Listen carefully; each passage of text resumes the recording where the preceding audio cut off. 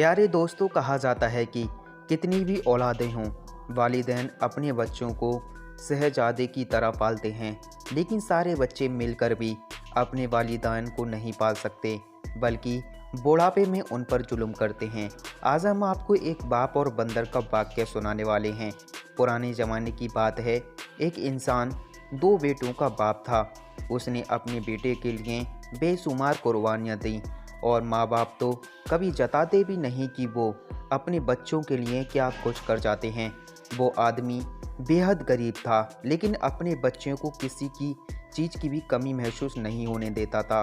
यहाँ तक कि कभी माँ की कभी भी महसूसता नहीं हुई, क्योंकि कभी भी इसका एहसान उन्हें नहीं देना पड़ा।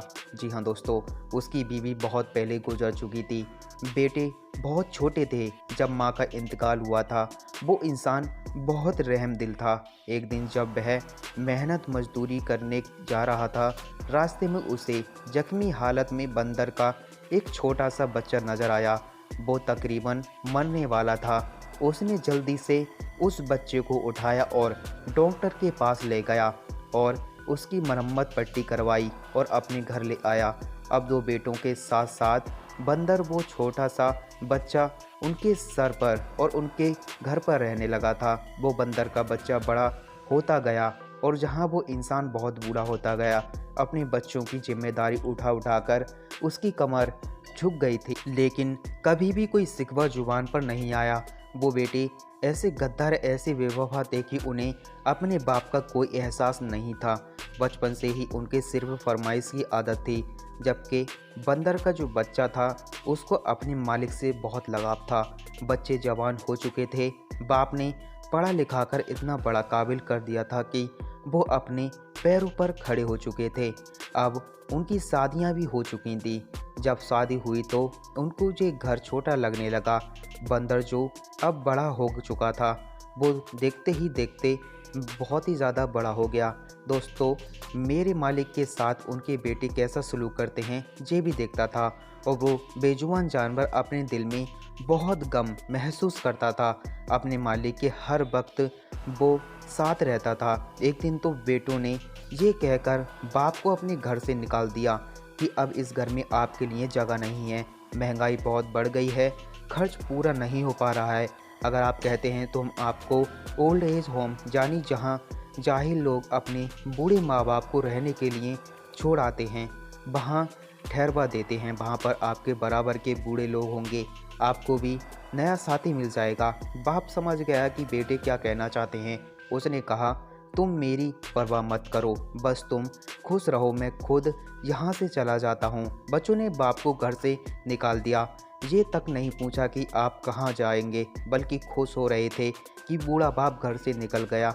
और उस आदमी ने मेहनत मजदूरी करना शुरू कर दिया। लेकिन बुढ़ापे में कैसे मेहनत करता। दो वक्त की रोटी बड़ी मुश्किल से मिलती थी, जो वो आदमी और बंदर खा लेते थे। लेकिन एक दिन बुढ़ापा और कमजोरी की वजह से वो आदमी जमीन पर गिर गया और पैरों में चोट आ गई। वो पेड़ के नीचे थक कर बैठ गया, रोने लगा और कहने लगा, या अल्लाह, किसी के सामने हाथ नहीं फैलाना चाहता हूँ, भिखारी नहीं बनना चाहता हूँ। उम्र भर मैंने मेहनत मजदूरी करके हालात रोटी कमाई है। रोते रोते अपने बंदर को देखने लगा। ऐसा लग रहा था कि वो बंदर उसकी दिल की बात समझ रहा है। अब वो आदमी धीरे धीरे अंधा हो गया। उस बंदर ने बेवफाई नहीं की। चाहता तो वो अपने मालिक को वहीं छोड़कर चला जाता, लेकिन उसे अपने मालिक के एहसान याद थे। बंदर उनकी लाठी बन गया। वो सड़क पार करता, कहीं भी जाना होता तो अपने मालिक को वो ले जाता। उस बंदर को उस बूढ़े आदमी ने बहुत सारे करतब सिखाए हुए थे। ऐसा लगता था कि वो बंदर किसी सर्कस का माहिर जानवर हो। उस बंदर ने यहीं हरकतें करना शुरू कर दिया। लोग जो करीब से गुजर रहे होते थे, वो बंदर के करतब को देखकर हंसने लगते। उन्होंने पैसा देना स्टार्ट कर दिया और यूं बंदर से खुश होकर हर कोई गुजरने वाला उसे पैसे देने लगता। जो पैसे भी उसको मिलते और दोस्तों वो अपने मालिक को लाकर दे देता। अब इस तरीके से तय होता था कि वो दो वक्त की रोटी आसानी से खा लेते थे। वो बंदर बहुत सहानीय था, अपने मालिक के दिल के हर बात को समझता था। और मज़े की बात तो ये थी कि वो हर वक्त बहुत अच्छे से दिखावा करता था। पूरे इलाके में उसका नाम मशहूर हो गया था। ये करतब दिखाने वाला बंदर है।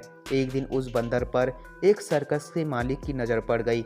बहुत अच्छे तरीके से वो करतब दिखा रहा था। लोग जमा होकर उसको देख रहे थे और शहर में मेला लगा हुआ था और बहुत बड़ा सर्कस भी वहाँ लगा हुआ था।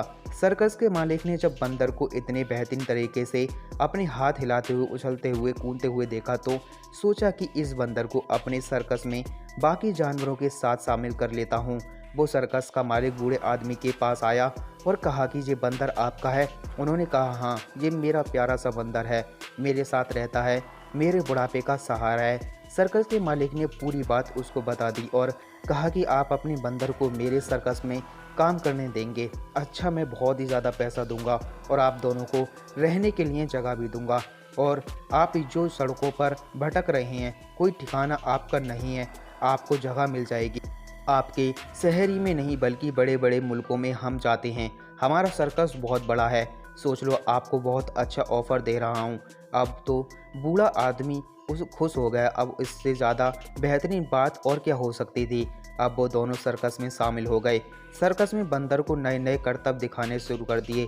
एक मर्तबा शहर में मेला लगा हुआ था, बहुत बड़ा मेला था। दूर दूर से अमीर तारिम लोग आए हुए थे, बंदर के करतब देख रहे थे, खड़े होकर तालियां बजाने लगे। सर्कस के मालिक ने बंदर को कंधे पर उठा लिया और कहने लगा, इसने तो आज हमारे सर्कस की शान निराली कर दी। उन देखने वाले लोगों में उस बूढ़े आदमी के बेटे भी बैठे हुए थे, जो अपने बीवी बच्चों के साथ मेला देखने आए थे। वो पहचान गए, ये तो वही बंदर है जो हमारे बाप के साथ रहता था। तो क्या सर्कस में हमारा बाप भी मौजूद है? वो इधर उधर अपने बाप को तलाश करने लगे। उनका बाप खड़ा तालियां बजा रहा था। वो लोग समझ गए कि ये बंदर यहाँ पर काम करता है। कहने लगे, अरे, हमने तो ये मौका हाथ से छोड़ दिया, इसको कैसे जाने दिया। अपने बाप को निकाल देते, लेकिन इस बंदर को रख लेते। जल्दी से उठकर दोनों बेटे अपने बाप के आगे पीछे फिरने लगे और कहने लगे, अब्बा जान, आप यहाँ क्या कर रहे हैं? अब्बा जान खामोश थे, उनको नज़र वैसे भी नहीं आ रहा था। वो दोनों कहने लगे, अरे, आपकी तो आंखें भी चली गईं। वो दोनों बेटे सर्कस के मालिक के पास आए और कहने लगे, ये हमारा बंदर है, आपको नहीं पता, ये बहुत अच्छा और बहुत जाहीन बंदर है, बहुत सुंदर बंदर है। सर्कस का मालिक तो जानता ही था। उसने गुस्से से कहा, तुम जैसे गद्दार और नाफरमीन बेटे, जिन्होंने अपने बूढ़े बाप को घर से धक्का मार कर निकाल दिया, तुम दोनों गद्दार हो। ये बंदर ही उनका असल बेटा है। ये बंदर तुम्हारी नहीं बल्कि वो जो खड़े हैं तुम्हारे बाप, ये उनका है। और ये भी सुन लो, हम इस बंदर को तुम्हारे हवाले बिल्कुल नहीं करेंगे। हम जहाँ से बाहर मुल्क में जाने वाले हैं और अब ये दोनों भाई हमारे साथ रहेंगे। तुम लोग जहाँ से दफ़ा हो जाओ। जो तुमने अपने बाप के साथ किया, वो अब तुम्हारे बच्चे भी तुम्हारे साथ करेंगे। वो बेटे अफसोस करते रहे।